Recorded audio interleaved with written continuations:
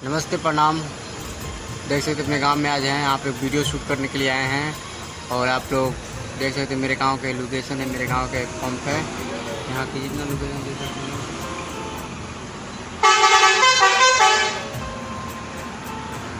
देख सकते हैं कि कितना जो फूल है। और आप लोग देख सकते हैं और कमेंट में ज़रूर बताइए कैसा फूल लग रहा है आप लोग का। और देख सकते हैं फूलों के सारे यहाँ देख सकते हैं ये पेड़ बहुत